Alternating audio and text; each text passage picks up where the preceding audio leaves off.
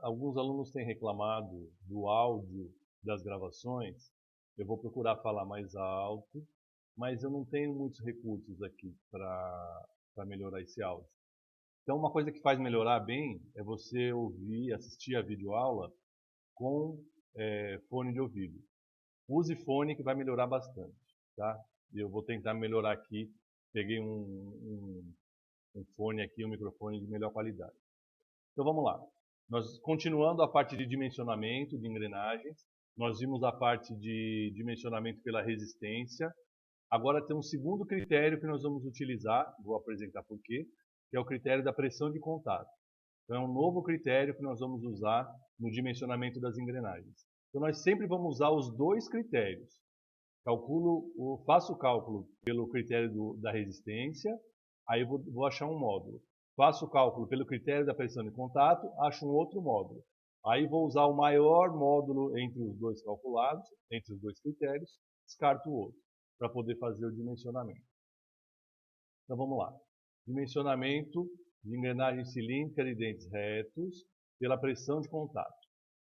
Mesmo a engrenagem estando corretamente dimensionada pela resistência, em alguns casos a pressão exercida de um dente sobre o outro pode superar o limite de resistência à compressão do material. Então o que acontece?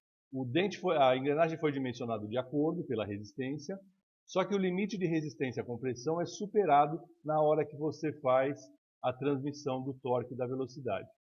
Então imagina aqui, quando eu estiver transmitindo a força, o torque, a velocidade de uma engrenagem para outra, mesmo o dente estando bem dimensionado pela resistência, eu posso superar o limite de resistência à compressão do material.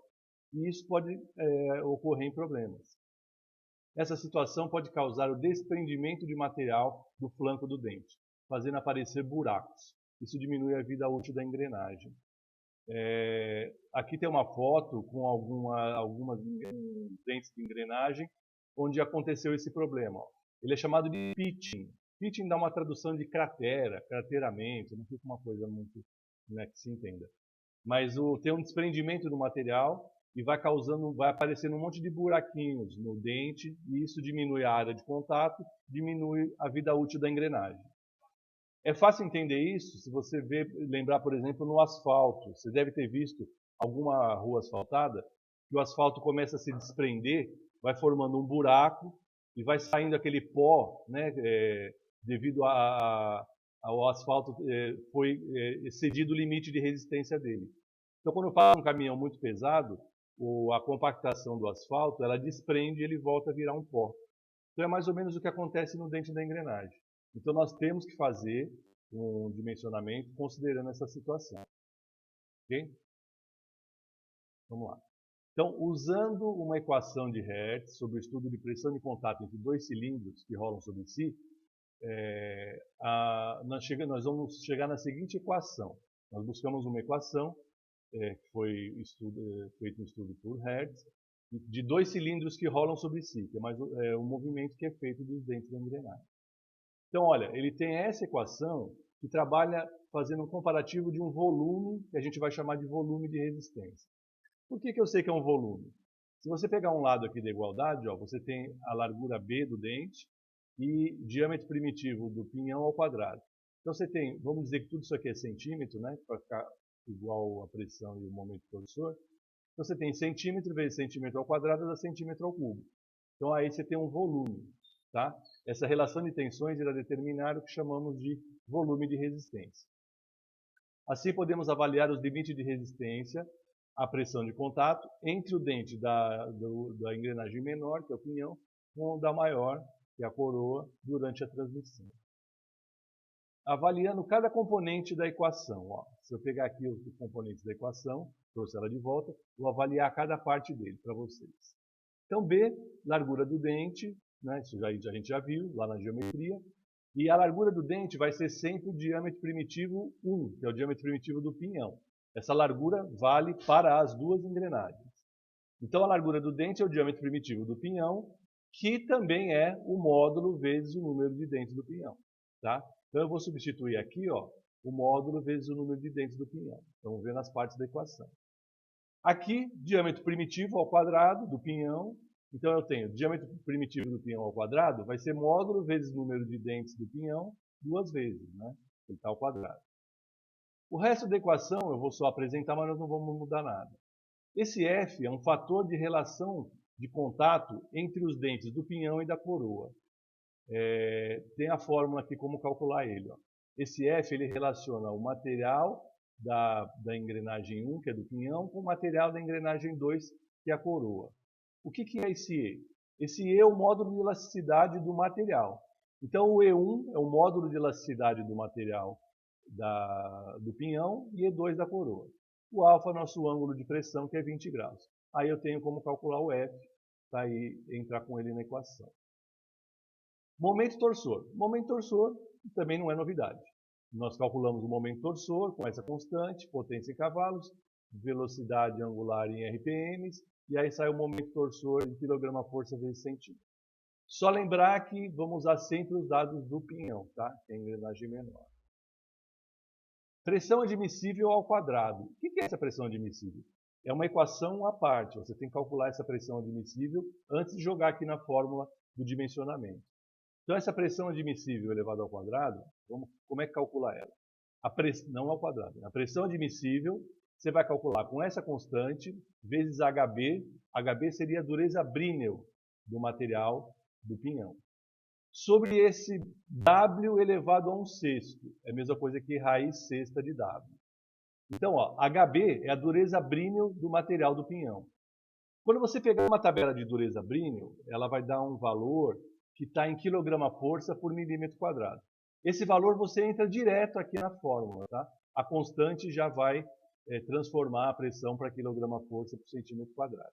Então, o valor da dureza Brinell vai entrar aqui como quilograma-força por milímetro quadrado. Mas a pressão admissível sai em quilograma-força por centímetro quadrado. Está aqui destacado, né? Então, você tem que entrar com o valor na fórmula ali, você tem que entrar com o valor em quilograma-força por milímetro quadrado. Já sai a pressão corrigida. O W é um fator de relação entre a velocidade angular e a vida útil. Como é que eu calculo esse W? Ó, ele é adimensional, não tem unidades. 60 vezes a velocidade angular 1, que é do pinhão, vezes H.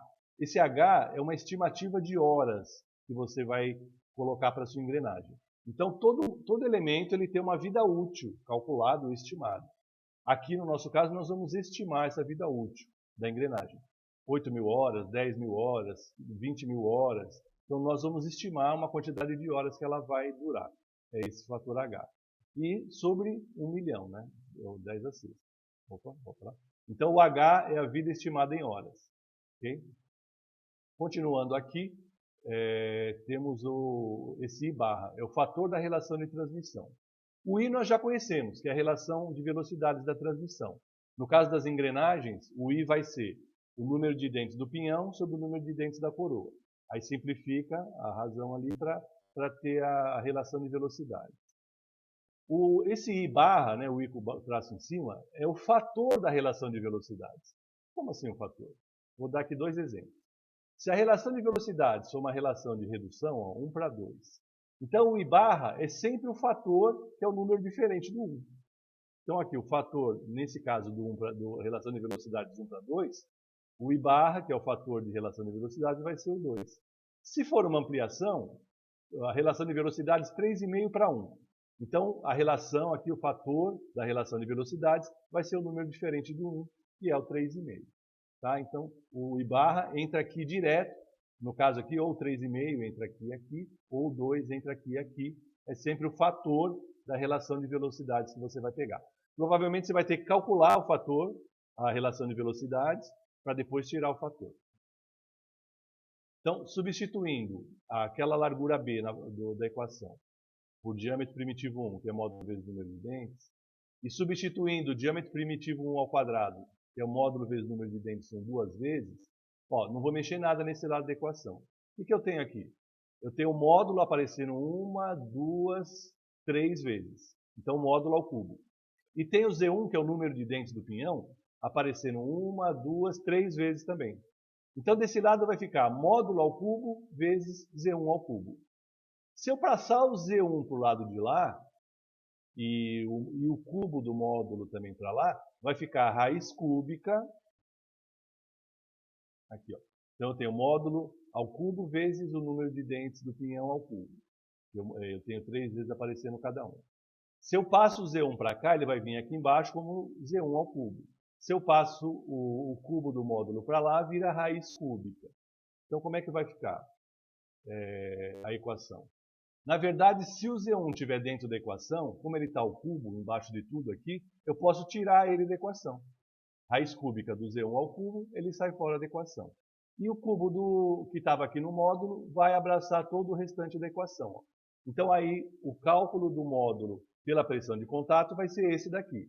Raiz cúbica, 2 vezes o fator de contato ao quadrado, momento torsor do eixo 1, vezes pressão admissível ao quadrado, vezes o I barra, fator de relação de velocidades mais 1 sobre o I barra, dentro aqui do parênteses.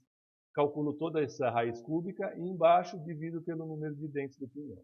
Esse é o cálculo que eu tenho do módulo pela pressão de contato.